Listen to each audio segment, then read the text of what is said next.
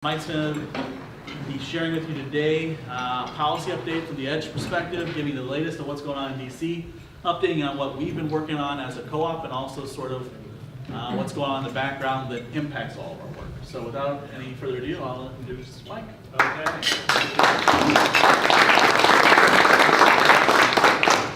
Thanks, everyone. Let me just begin by telling you how much we appreciate the opportunity to work on your behalf in DC, to be, as they say, EDGE, the voice of milk. A lot is going on these days. We also have an audience that I think is a size that should allow for some pretty good interaction. So don't hesitate. You know, if we're going through the presentation and you have a thought or a comment, we would welcome that. I want to reiterate Sarah Hubbard. She handles a lot of the day-to-day there in DC. And then Carrie Lynch, who's not with us, but for any of you that maybe have been engaged in coming out to Washington, Carrie is somebody that you'll have an opportunity to get to know. So there, as I said, a lot to go over today. We're going to talk about basically what's happened in 2018. Some of these issues we'll talk a little bit more than others. And then we'll spend a little bit of time talking about what's going to happen in the election, or what's not going to happen. I don't know, but we're going to try to give you some insight on that. So to tell you a little bit about the firm and what it is I do, I'm a Kansas native. You guys farm. I wanted to farm so bad growing up. I grew up on a farm. I enjoyed the economic side of farming in high school. I had a pretty decent operation for a high school kid. But farming didn't like me. My dad would always say that I reminded him of the cartoon character that would go around that always had that rain cloud over their head. Some of you will remember that character. And you know, for those of you that were given bolus pills, I was given a bolus pill one time, and I fell down, and the cow swallowed the bolus gun. You know, I tipped over the manure truck. I ran into Dad's brand new shed with the tractor. So just the functionality of farming, and I didn't get along. You know, and you've all probably had a child like me, you know, that just doesn't quite in lockstep with farming. So instead I became a lobbyist, right? So I moved out to DC in 1990, spent some time on Capitol Hill, spent a little time in one of the administrations, and then in 2005 we started this. So we specialize mostly in food and ag. And I think all of you know that when we talk about food and ag, that's a pretty big supply chain. And again, I just can't even tell you how much we appreciate to be working out there on your behalf and to have the relationship with the EDGE team that we do. So again, we'll start down through some of these issues.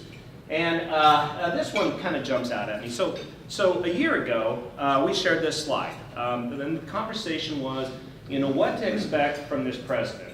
And these were three things that we put up. These were not original thoughts with me. These came from others, but I thought it was kind of collective sense about, you know, he's not going to change, watch what he does, not what he tweets, and don't expect traditional restraint restraining men. I mean, how true has that been, right?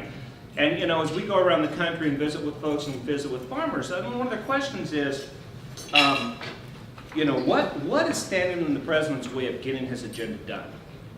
Now, you probably all kind of have the same answer, right? And that's probably going to be, you know, at times himself. On the one hand, the way he operates and his style has allowed him to have some of the conversations and to do some of the things that he wants to do. On the other hand, it's also created a series of controversy and sidebar drama, and therefore, you know, has also affected some of the things that he does.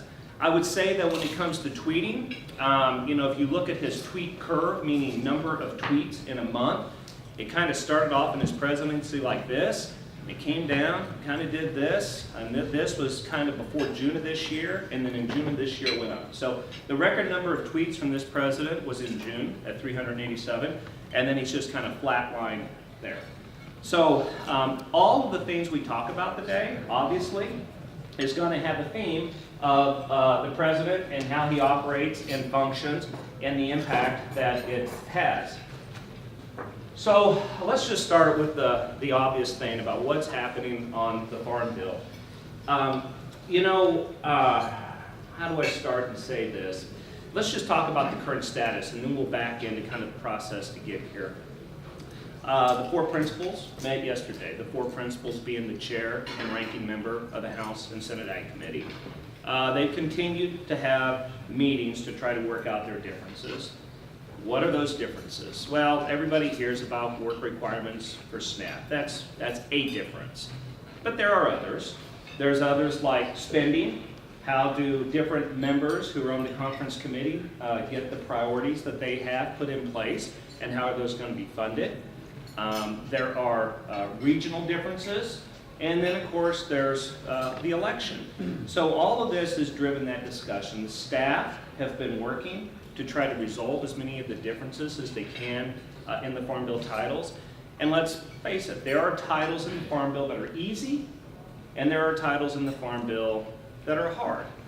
And none of those titles have been dealt with yet, which I think in large part is because they're trying to develop some leverage on their different priorities. And once we see those titles start to close, I think the thinking is they'll close quickly. They are trying to work out some policy differences, and they are trying to work out some political differences, and of course the money differences as well.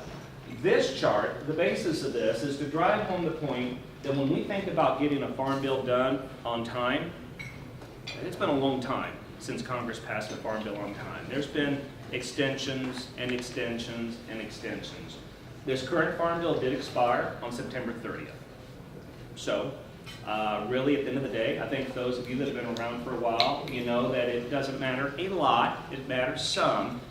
It matters, though, once you get to the end of the year, and then going into January 1, because that's when permanent law kicks in, and that's when we go back to kind of parity, the so-called dairy cliff. And so the chairman of the committee, Mr. Roberts, the chairman of the conference committee as well, has indicated his hope is that they're going to have these differences resolved by the election, and that they will be on the floor of the House and the Senate with their conference report the week after. I would just say for all of you, as producers, as farmers, your hope is my hope, I suspect, and that they need to get that farm bill done this year. I don't think anyone wants to relitigate the farm bill across the House floor next year. So my hope is they're going to be able to kind of work out these differences. EDGE has been involved significantly in this process, and this is just kind of an outline of some of the positions that they've taken. They certainly talked about flexibility with the bill as far as the market protection program. They talked about their support of this incentive program under SNAP that would incentivize dairy products. Right now, an incentive program exists for fruits and vegetables. Certainly trade has been a part of it. There is an innovation center for dairy. So there has been a number of activities occurring there, and this just goes through a timeline. And I just want to point out something here for those of you that have been through a lot of farm bills. Every time we pass a farm bill, I think those of us in agriculture think to ourselves, is this going to be the last one? Because it's so hard to get a farm bill across the House and Senate floor. Ag, our voice is more and more constrained as far as folks that are willing to listen to us. And there were two things that happened this year. One is they did get the bill across the House floor eventually. I think the biggest disappointment for me that's been involved in this for a while, and I think I speak for a lot in agriculture when I say this, is that it was a partisan vote. It was a Republican versus Democrat vote, and agriculture is a bipartisan industry, right? So that was a surprise. And it came down to work requirements and staff. And we saw the chairman and the ranking member of the House Ag Committee. In agriculture, we're all kind of friends, right?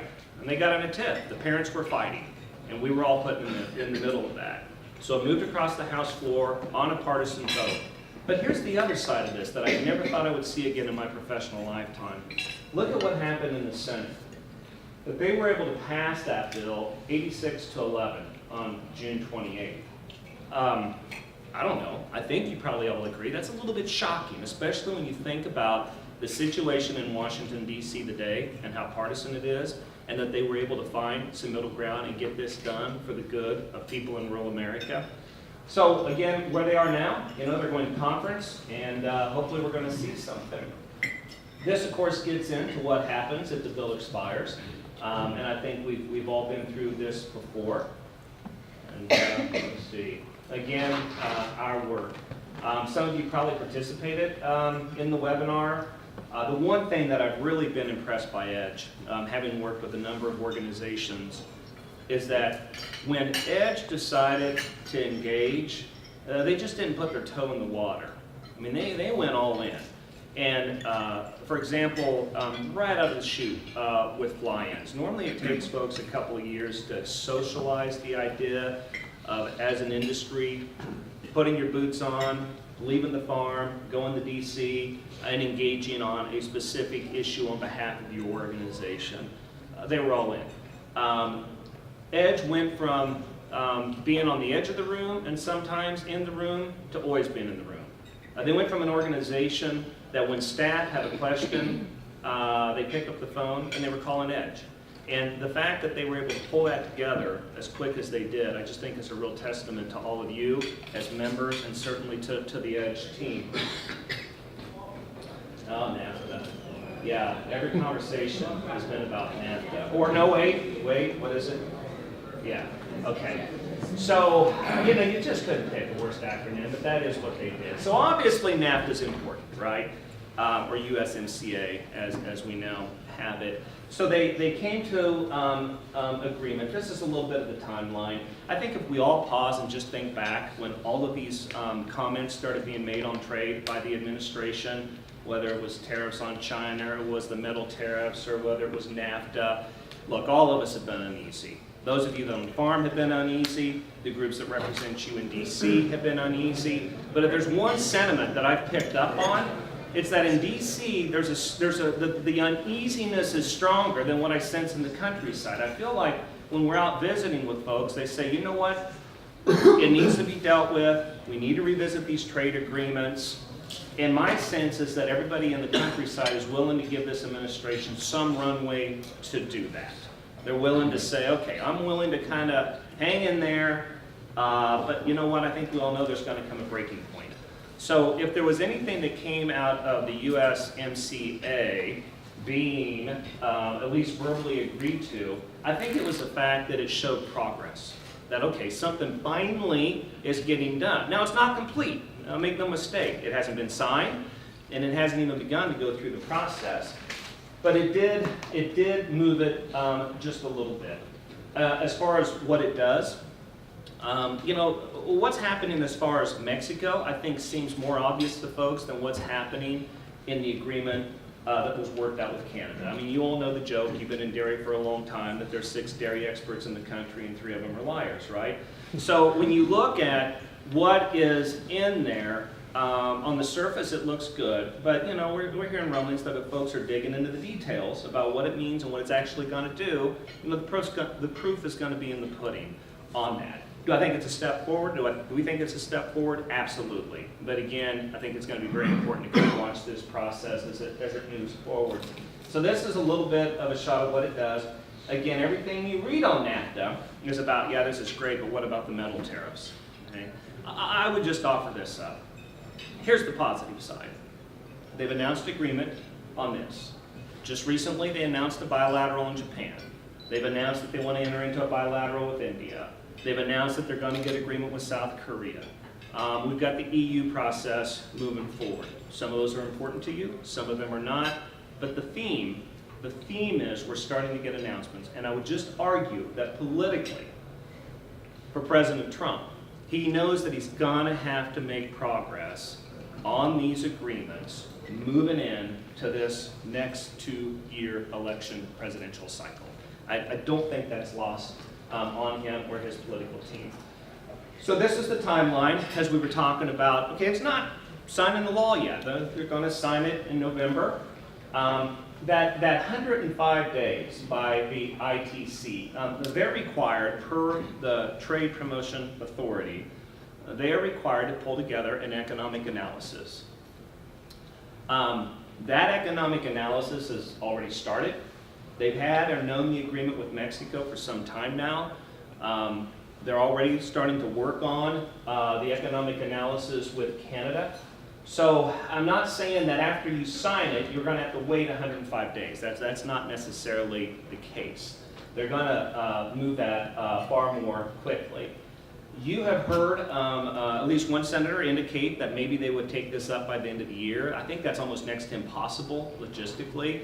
So this is going to happen in the next Congress.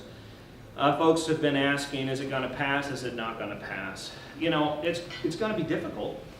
But if you all remember back, when was NAFTA originally signed? 93?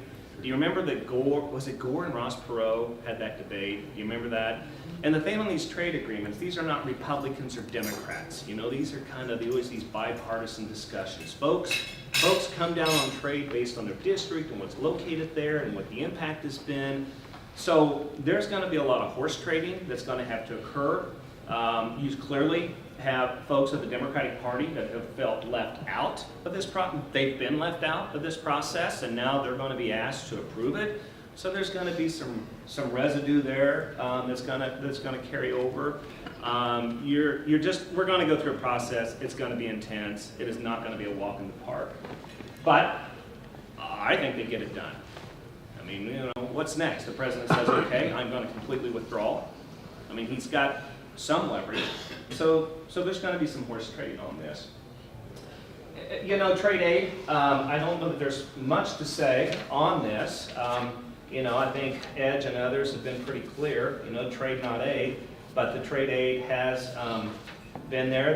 Of the $12 billion, they've dropped just half of it, and then there'll be a next tranche that'll come out later. 6.3 will be in the next wave.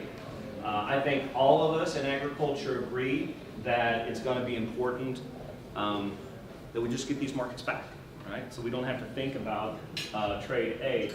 As far as, again, what Edge has been doing on trade, you know, obviously lobbying in Capitol Hill. They met with the embassies of Mexico and Canada to try to create dialogue there on behalf of the members of the Edge organization. Certainly we're part of the coalitions, involved with the media, worked with this administration on many levels, came to Washington often, again, fully engaged in trying to move this process forward. The ag workforce, okay. Yeah, I think that's probably been one of the biggest disappointments, all right? So let's talk about the good news, all right? There was progress. I mean, there was progress. The Edge worked with Chairman Goodlatte, Chairman of the House Judiciary Committee, to come up with a H2C program. It was not perfect, but it moved the ball forward. And I think all of you know from your operations that sometimes when you're not quite sure what to do, you just know that if you create activity, opportunity will come from that. And that's what happened. They had to put one step in front of the other and just try to move something when everybody told them that it could not be done. So what did they get from it? Okay, well, out of that act, they did get, and by the way, this just kind of shows what we already know, that obviously labor is an issue for all of you. So, and for a lot of industries, I mean, I really think immigration is going to be an issue next year, clearly. But so what they did is they moved the ball forward. Goodlatte's bill has 110 co-sponsors. It has 200 ag organizations that are involved. They did run into a hiccup with some of the other folks in agriculture in California who wanted to preserve the H2A process. Chairman Goodlatte and those of us working on this bill were promised a vote. That vote did not come. The vote didn't occur, I think, because House leadership for two reasons. One is that they were approaching the midterm election that they're nervous about. And two, the California contingent was uneasy about the bill. Keep in mind, possibly the speaker-to-be or the leader-to-be is from California. Keep in mind that determining a majority in the House is a road that could lead through California, as they have 14 districts out there, 10 of which are competitive for the Republicans to try to maintain control. So the politics interfered with this issue on moving something forward. Again, this kind of walks through what happened and why there hasn't been a vote. As far as the work, you know, when it came down to, okay, let's whip this vote, let's get sponsors on this bill, that's where Edge really kicked in. They were in the Speaker's office working on the whip count. They worked with Chairman Goodlatte on the language, trying to perfect it in a more favorable way towards the needs of their membership. They were obviously engaged in the media, and they were engaged in the coalition. I would say the outlook on this is that, and here's the good news, by getting 110 co-sponsors on this bill, even if it doesn't pass this year, it means that when we come back next year, there are members of Congress that have identified as being supportive of this effort.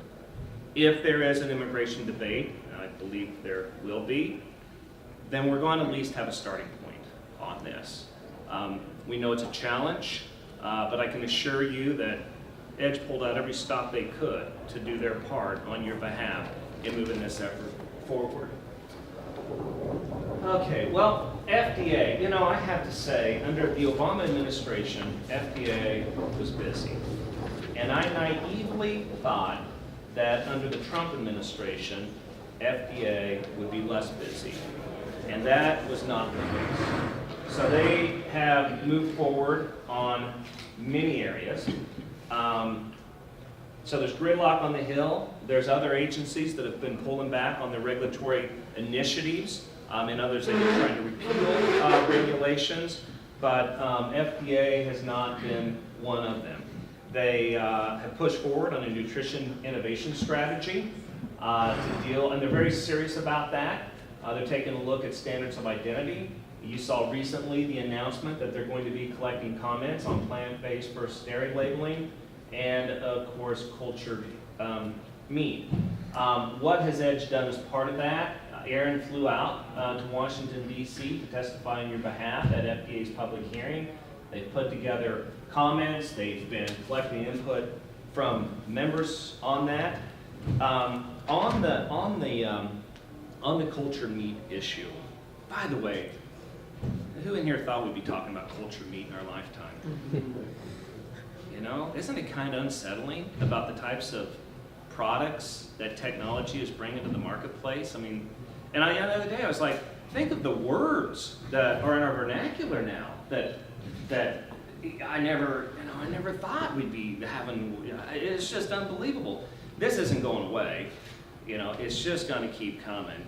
And so, at the end of the day, some of the decisions that are made now as part of this process are going to lay the foundation from a regulatory standpoint of what's to come. I mean, we've all heard about the milk that they're trying to create in the lab. You know? So there are challenges there.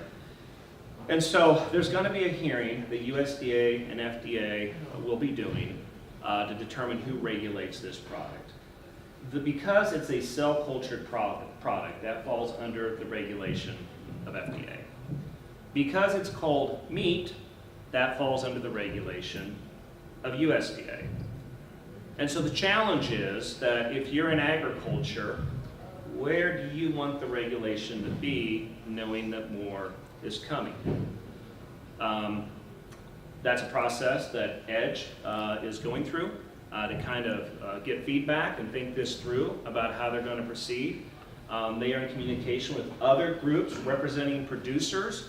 I think the hope is that it's not a circular firing squad, but instead is something that everybody can kind of come together in a collective way to move forward a process that's going to impact all of us, that's going to impact us for generations to come. So EDGE is going through this process now. Again, I never thought we'd be having this conversation, but here we are. Hydroponics. You know, think about hydroponics when we talk about, I heard hydroponics when I was in high school. I was going to do a science project on hydroponics, that I never fully understood hydroponics and indoor farming and all of these trends and what folks are doing in Silicon Valley to impact the supply chain and to change the dynamics of production agriculture. So this is a slide that I have so much to say on. We're going to talk about the election. Obviously, it's in just a few weeks, and then Congress is going to come back for the lame duck. Congress passed their continuing resolution, meaning funding ends on the end of the fiscal year, which is September 30th. They've extended funding through December 7th. So they're going to be going through a process to think through about how are they going to keep the government funded. It's not up here. I would just offer that you're going to hear a lot about the wall. The president was, he did not shut down the government on September 30th for political purposes, but after the election, I think that debate will come back. The Supreme Court confirmation of that, of course, is going on as we speak. This says the debt limit. I'm just going to offer this up.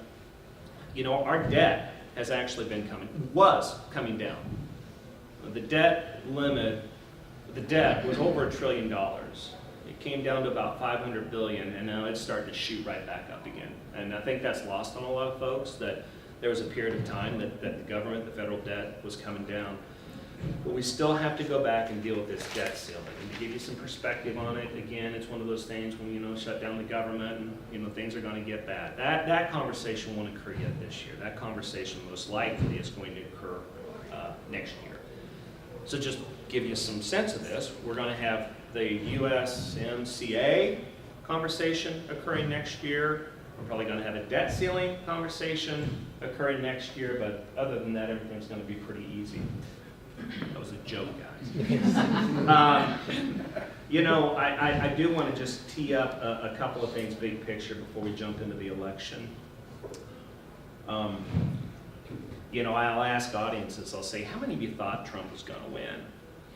And, you know, there's a few people that raise their hands, and then after we're done, there's an argument that ensues. You didn't really think that, did you? You know, but, you know, it didn't know. So I guess what I'm going to say is that I'm going to walk through kind of what is happening politically. I could be completely wrong, but we're going to attempt to do that. You know, big picture, when we talk about this upcoming election, there are a lot of things driving this. If you're on the Republican side and you think, what is in your category, then clearly it's the economy. The consumer confidence level in the economy right now is at 26%. In 14, it was at 4%. In 2010, it was at 3%. So the economy is strong. People have confidence in the economy. 26% doesn't sound like a lot, but it's important to have some perspective on people normally don't have confidence in the economy in a midterm election year. As far as what favors the Democrats in this election, clearly it's the passion, and that passion is going to lead to voter turnout. In the 2014 election, Republican voter turnout exceeded Democratic turnout by 2.1 million. In this midterm election, Democratic turnout is expected to exceed Republican voter turnout by over 4 million. So there is a passion. And what Republicans would say is turnout is going to matter on whether or not they're able to keep the House. Are people going to show up and vote? The other part of this is that in a midterm election, we all know about outside money. Okay, outside money, that where folks, independent expenditures come in to help move races. In 2010, the outside money was $310 million. In 14, $566 million. In this election, it's expected to be over $1 billion. So when we talk about Democrat turnout being over 4 million folks, when we talk about $1 billion, I think that all reflects the passion that exists in the countryside, not just at the state level, but, you know, streets, neighbors are feeling very passionate about this election. This walks through just some historical perspective on the election. So typically, the president's party in a midterm election loses seats. That's normally what happens. And this is just a little bit of history. If you look at Clinton's election in '94, his midterm, this was the midterm of Clinton in '94, that's when the Republican wave occurred, and after 40 years of Democratic rule of the House of Representatives, it went Republican. If you look in '98, Clinton actually gained seats, and that was during the impeachment. The American public did not react in a good way towards that impeachment process. It was very anti-Republican, and Republicans paid a small price for that.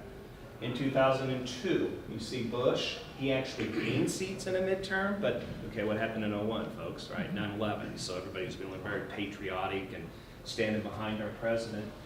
And then Obama had a tough go. I mean, they lost the House and the Senate in 2014. So on average, I think the loss is, well, here it is, 20 midterm elections, The party of the White House has lost seats, 18 of those, of 20 of them, and the Senate 15 of 20. So it's normally against the party of the president, and we are in one of those midterms right now. So just taking a look at the state of play in the House of Representatives, right now, the Republicans hold a majority of 237 seats to 193. The Democrats need to pick up 23 or 24 seats to take the majority. I'm going to do the best as I can because I don't think this chart does it for you to kind of give you some perspective on what that means. So there's 435 members of Congress. The Republicans have a 23-seat majority. Okay. So let's just think through the numbers to give you a perspective on how tough it is. If the election were held today, supposedly by the polls that we all trust, 147 Republicans are safe. All right. If the election were held today, they now have 237 seats, 147 of them are considered safe. 182 Democrat seats are considered safe. So the Republicans are coming into this election a little bit upside down on their base. All right. So if you want to, that leaves you 106 seats that we haven't talked about. Of those 106 seats, 48 Republican seats are considered toss-ups. That number went up from 42 from yesterday to today. On the Democratic side, 3 seats are considered toss-ups. So right now, I think that while everybody's being very positive in the Republican Party, there is a challenge on them maintaining the House of Representatives. I would just offer up a couple of things. I remember speech after speech after speech where folks said, the House isn't going to go Democrat until well after 2020 because the districts, as far as redistricting, we're all put together to reflect and to help maintain a Republican majority. And we're in 18 and maybe we'll lose it. So that says, one hand, the emotion, passion is very strong. Also, Republicans have had significant retirements. Chairmen have stepped away. Folks have just stepped away just because they're tired of the process. So this freshman class will have at least 64 new members of Congress that have never been a member of Congress before. I'm going to just hit a pause button there to talk about why being a part of an organization like EDGE is so critical. Because you can get to know your member of Congress, but it's good to have somebody that's trying to help tell your story to all of the new folks. And it is a constant challenge. Just as you get somebody schooled up, they change, right? And that's why we always talk about you play the long game. You can't play this game right here. You play the game out there. You do your blocking, you do your tackling, and you just wait for all of your hard work to rise up and meet some sort of opportunity. And so there's going to be a lot of work on educating new members of Congress this next go-around. I would say that if you take away those toss-ups, that leaves 55. And those folks, they're in kind of the lean. They lean R, they lean D. At the end of the day, here's what everybody's going to be watching. They're going to say, all right, the election, was it a wave? Meaning, do the Democrats come in with 24 votes? Because if they pick up 24, that's not really a wave. It's just giving you the majority by a vote. And that's hard to govern under. Or is it the wave and you pick up 40 or 50 seats? Right? All heck's going to break loose, I think, if the Democrats don't take the House. Because I think there's a high level of confidence right now that they're going to do it. Just as there was a high level of confidence in the last presidential that Hillary Clinton was going to win. So it's going to be fun theater. The Senate. So there's 51 Republicans in the United States Senate.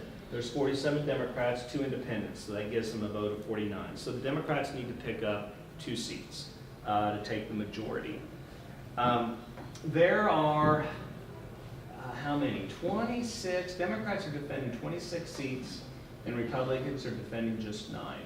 So statistically, the numbers are against Democrats on taking back the Senate. If you break this out even more, of those 26 Democrat seats, 10 of those are in states that Donald Trump won. 5 of them are in states that Trump won by 19 points or more. So those numbers would suggest that the Republicans are going to hold the Senate and gain seats, right? I mean, that's what the numbers would suggest. I think there's a lot of folks that are pretty nervous right now about whether the Republicans will hold the Senate or not. So you go through a few seats. Arizona, Jeff Flake, conservative Republican. He's retired. Tough race for the Republican. Nevada, Heller, tough race. Tennessee, surprise. I think 3 months ago, everybody thought they would hold that seat, Republicans would hold it. It's a tight race. Ted Cruz from Texas, down 4 points. So I can go back to 2010 when they said by 2020 Texas will be a Democratic state because the Latino population was increasing, registering, it was going to move. I don't know that that's the case right now statistically, but I know that Texas is a bit of a surprise for folks. They knew it was vulnerable. I don't know that they knew it was going to be down 5 points right now, or 4 points, or 4.7 or something. You go to Florida, that's Bill Nelson, a Democrat. Rick Scott, the former governor, is running against him. It's a dead heat. Indiana, Donnelly. You may remember Donnelly beat Senator Lugar, a name that you all remember from the Ag Circles, former chairman of the Senate Ag Committee. I think that that, again, is a dead heat. McCaskill in Missouri, a dead heat. North Dakota, Heidi Heitkamp, that a lot of folks actually really like on both the R and D side of the aisle. She's been a real strong supporter of ag.